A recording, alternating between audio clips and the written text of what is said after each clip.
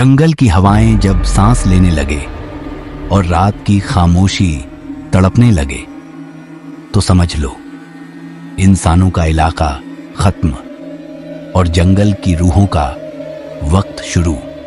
रामपुरिया गांव की शामें आमतौर पर शांत होती थीं, लेकिन उस दिन कुछ अजीब था। हवा भारी थी, जैसे पेड़ों के बीच कोई फुसफुसा रहा हो। तीन दोस्त अनिवेश, आकाश और शरद पुराने कुएं के पास बैठे मस्तियां कर रहे थे। भाई चलो आज कुछ नया करते हैं, रोज रोज यही गली यही पकौड़ी।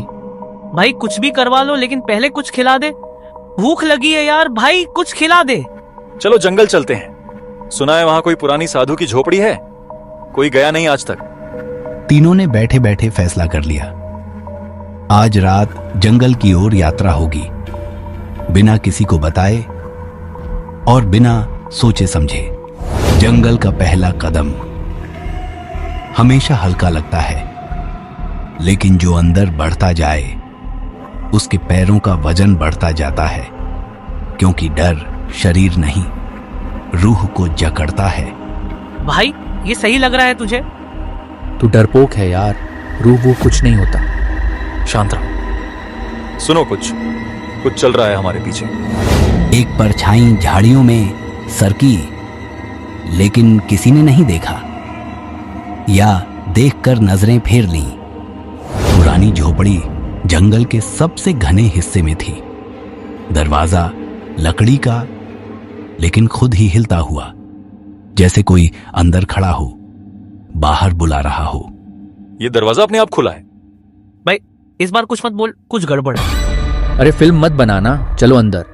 जैसे ही तीनों ने दरवाजा पार किया, दरवाजा खुद ब खुद बंद हो गया। अंदर एक टूटी हुई अलमारी थी, दीवारों पर अजीब पेंटिंग्स थीं और एक जला हुआ दिया जो अब भी टिमटिमा रहा था। दीवार पर एक लकड़ी की तख्ती पर लिखा था, जो भी अंदर आएगा बाहर नहीं जाएगा। भाई ये कॉमिक्स वाला मजा नहीं है अब। ये तो लग रहा है जैसे हमें बुलाया गया हो। तुमने वो देखा? तीनों ने देखा। कोने में एक पुराना आईना जिसमें सिर्फ दो लोगों की परछाई थी। तीनों थे वहां, लेकिन परछाई दो ही थी। उस आईने में वक्त ठहरा नहीं, बल्कि पलट गया। तीनों को अपनी मौतें दिखीं, एक लटकता हुआ शरीर, एक अधजली लाश और एक जो मिट्टी में जिंदा दफन था। ये क्या हो रहा है? हमें निकलना है। भाई कुछ खिला तो दो, मैं मरने से पहले समोसा तो खा लूं। हम तीनों में से एक पहले भी इस जंगल में मर चुका है और वो अब इंसान नहीं है। तीनों ने भागने की कोशिश की, लेकिन हर रास्ता वापस उसी झोपड़ी की ओर मुड़ता था, जैसे जंगल ने अपनी बाहें फैला ली हों। एक डरावनी हंसी गूंजी।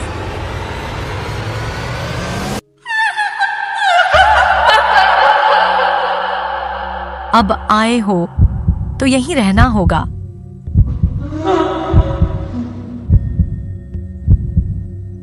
ये किसकी आवाज थी? माँ कसम अगली बार घर से बाहर नहीं निकलूंगा, बस इस बार बच जाऊं प्रभु। आईने की दरार के पीछे एक दरवाजा था, जिसे खोलने पर एक पुराना स्केच मिला, 3 बच्चों का, जिनमें से एक की आंखें लाल थीं। ये मैं हूं।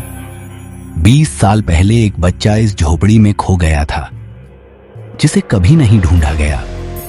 वो अब इसी जंगल की आत्मा बन चुका था, और वो आत्मा थी अनिवेश। वो अनिवेश नहीं था, उसकी शक्ल में कुछ और था, और अब आकाश और शरद को कभी बाहर नहीं निकलने देना चाहता था।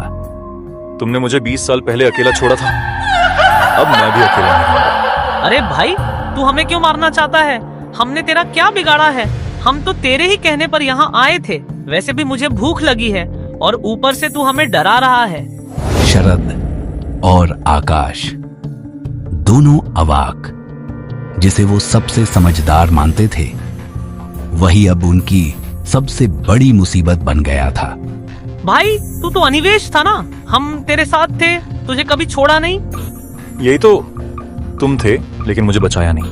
अब बचने की बारी मेरी है। झोपड़ी की दीवारें हिलने लगी, जैसे जंगल उनकी सांसें निगलने आ रहा हो। आईना अब टूट चुका था, लेकिन वक्त उसकी दरारों में बह रहा था। तीनों का अतीत दिखा, वही दिन, वही रात, लेकिन अब वो तीसरी परछाई आईने से बाहर आ रही थी। अनिवेश दो हो गया था, एक इंसान, एक आत्मा, और अब दो नहीं, तीनों फंसने वाले थे। झोपड़ी अब एक भूल भुलैया बन चुकी थी। हर दरवाजा, हर खिड़की उसी जगह लौटती। तू जो भी है हमें छोड़ दे। छोड़ दूं? जैसे तुमने छोड़ा था मुझे उस रात। भाई मैं तो उस रात घर पे था, मम्मी की कसम, और कुछ खिला दे यार, डर से भूख लग रही है। हंसी की वो झलक अब एक कराह बन चुकी थी। आकाश ने एक मंत्र पढ़ा जो उसने दादी से सुना था बचपन में। जैसे को तैसा, जो अंदर है बाहर न जाए। उन्होंने झोपड़ी के चारों ओर आग लगा दी, क्योंकि आत्माएं बाहर नहीं आ सकती अगर रेखा शुद्ध हो। आग बढ़ रही थी, अनिवेश की आत्मा तड़प रही थी। वो चीख रहा था, मैं नहीं जाऊंगा अकेला। शरद और आकाश बेहोश हो गए थे।